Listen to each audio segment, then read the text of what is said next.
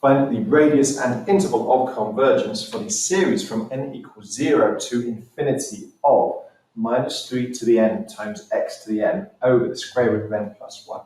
Now, first bit that's probably likely to throw you is this n equals 0 part, and it does mess up a lot of your tests, just thinking about p-series tests and things like that.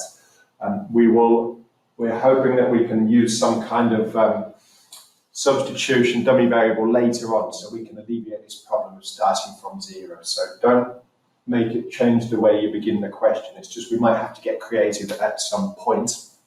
But yeah, when we're looking for radius and intervals of convergence, or radii and intervals of convergence, we are definitely going to begin with the ratio test. So that means we need to find the lim as n approaches infinity of the absolute value of an plus 1 over an. So then we need to decide where is this less than 1, where does it equal 1. So this equals a lim as n approaches infinity of, well, an plus 1 is going to be minus 3 to the n plus 1 times x to the n plus 1 over, and that's going to be n plus 1 plus 1, or the square root of n plus 1 plus 1, which is going to be just be n plus 2. And all of that over an, which is just the minus 3 to the nx to the n, over square root of n plus 1. And remember, we need the absolute value of all of that.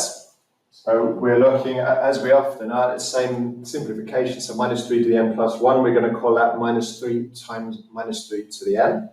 And we're going to do something very similar for the x's, which will enable us to simplify quite a lot. Don't forget, when you are dividing by a fraction, you can multiply it by its reciprocal. So this can become the lim as n approaches infinity. I'll put the absolute value signs in a bit. So that would be minus 3 times minus 3 to the n times x to the n over, and you've got the square root of n plus 2. Remember, we're timesing by the reciprocal of an, so that's going to be square root of n plus 1 over minus 3 to the n, x to the n. And it's the absolute value of all of that. So we can do quite a lot. We can say minus 3 to the n, minus 3 to the n, x to the n, x to the n. So if you think about signs, well, n is always going to be 0 or 1 or more, because that's what we were giving at the start for the series. N starts at 0. So n square root of n plus 1, we don't need to worry about negatives there. I'm just thinking about the absolute bit. Same with the square root of n plus 2, so we can get rid of those. In fact, minus 3, we can just pull that out as an absolute value of minus 3 is obviously 3. And then x, we need to consider the absolute value of that. So we can rewrite all of this as 3 times the absolute value of x. Now, you could write the absolute value of 3x, but it's not going to make any difference, times the lim as n approaches infinity of, well, we've just got the n plus 1 and n plus 2 bit in the square roots. So root n plus 1 over root n plus 2. Now, if you look at that, we've got top and bottom both being raised to the same power, which is a half, or a square root being the power. So we can just say this is 3 times the absolute value of x times the lim as n approaches infinity of the square root of n plus 1 over n plus 2.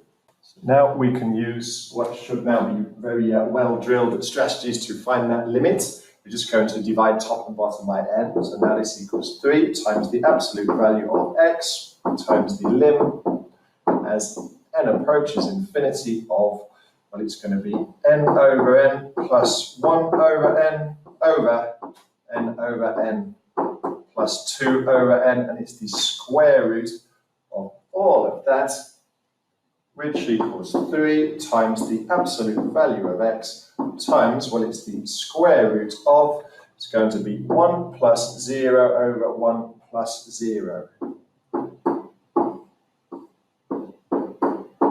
So that is just 3 times the absolute value of x times 1, which just equals 3 times the absolute value of x. Now remember, we're looking for the radius and the interval of convergence. So series converges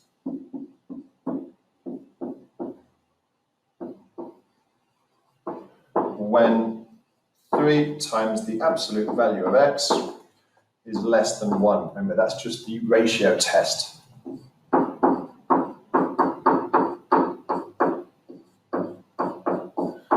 Okay, so that means that the absolute value of x must be less than 1/3. Now, if we get something like this, we have done enough to find our radius of convergence. So if you think about it, now, yes, we're going to have to test the endpoints for the interval, but we know that the interval of convergence, we know exactly how wide it is. It goes from -1/3 to 1/3. So if you think about that as the interval of convergence, that was from -1/3 to 1/3. And so that is the width of our interval of convergence. So our radius of convergence, just think of it as being half of that width. So that's r.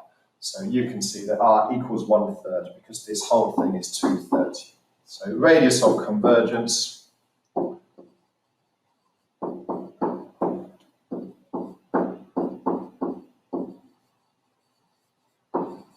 is 1/3.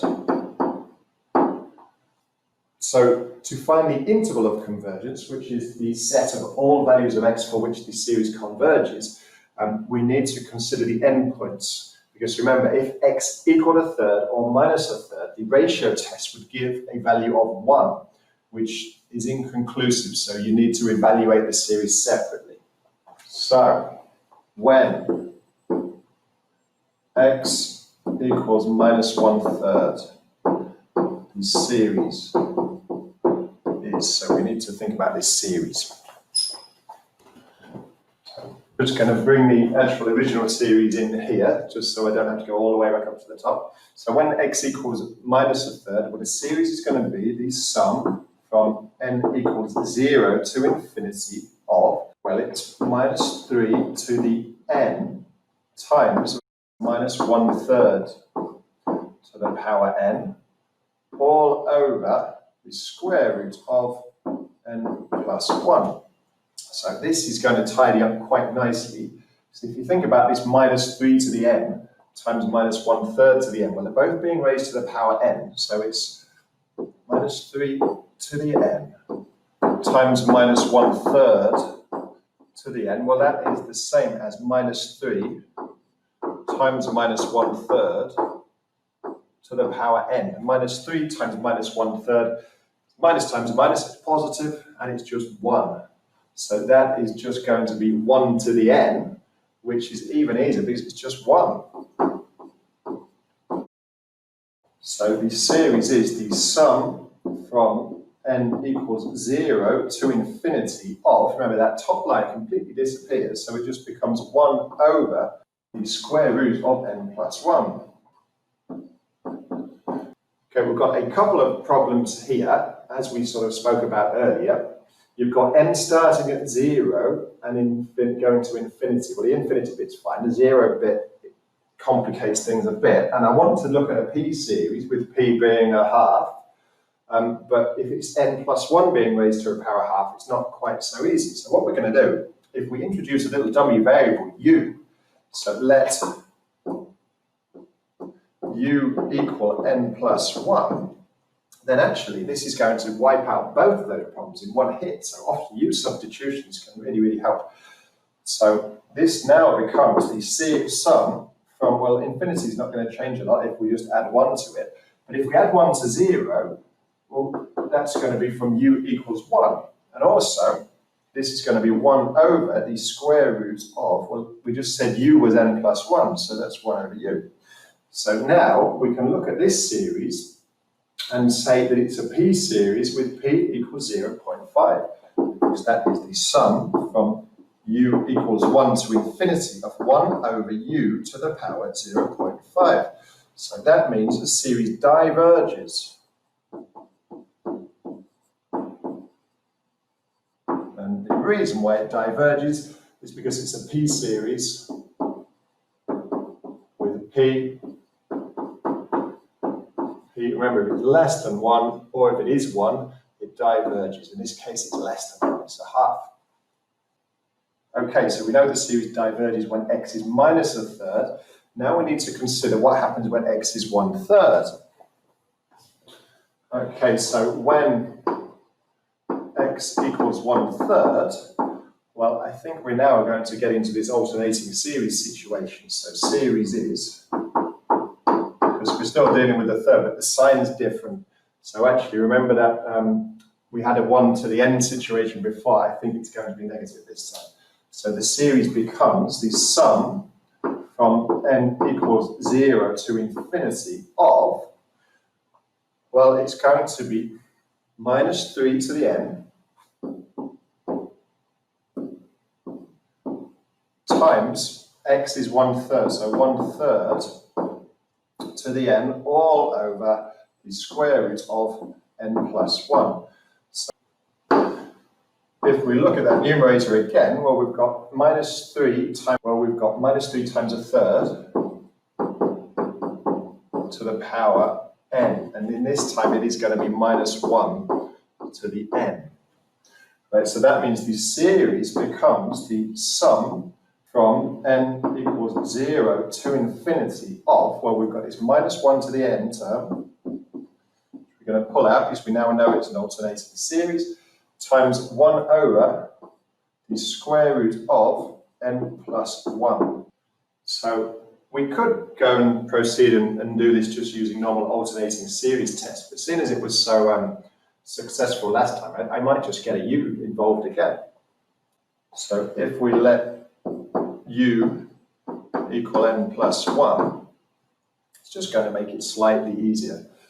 And it might make you feel more comfortable if you're going from 1 to infinity instead of from 0 to infinity. So now we have series is, so it's the sum from u equals 1 to infinity of, well, it's going to be minus 1 to the, well, it's n, so n must be u minus 1. Remember, this bit, all it does is change the sign. And just the fact that it tells us we've got an alternating series just means we need to do an alternating series test. Times 1 over the square root of u. So now we have an alternating series.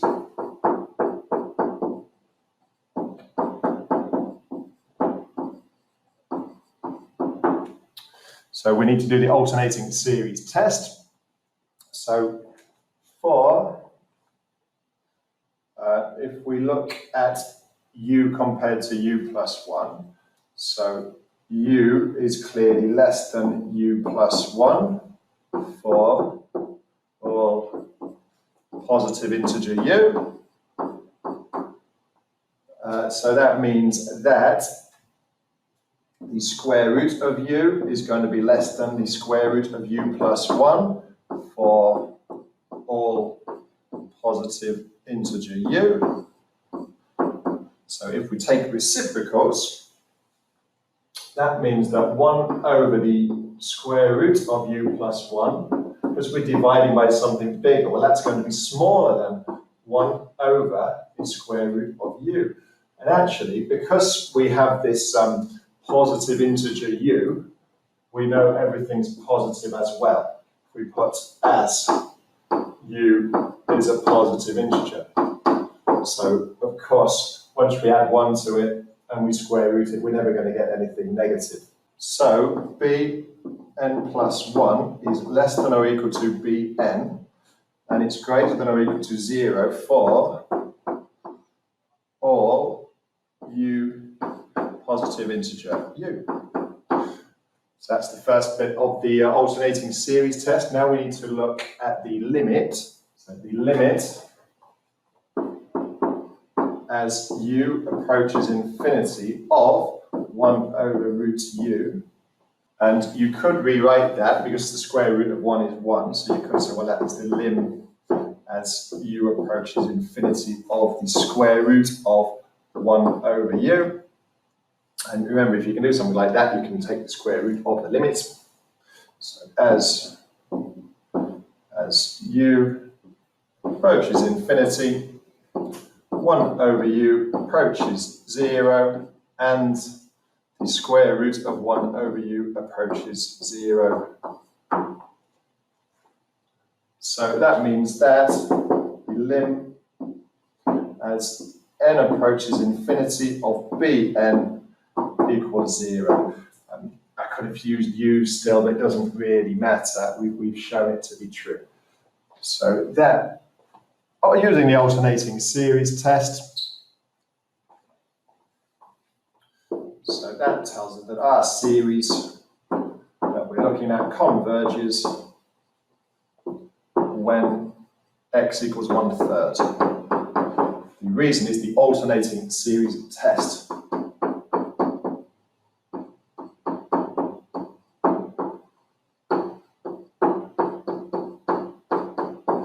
So finally, you can often get lost. We've really gone off on quite a journey for this question, but don't forget what we're actually trying to answer.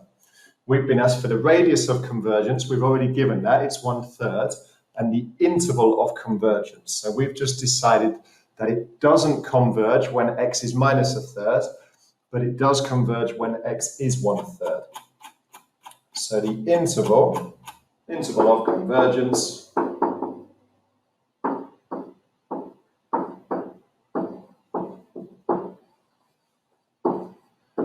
is, well, it goes from minus 1/3, we have an x, and we have 1/3. Remember, the alternating series test tells us it does converge here, so we can include that. The p-series test told us that it doesn't converge when it equals minus 1/3, and the ratio test told us that it does converge everywhere in between.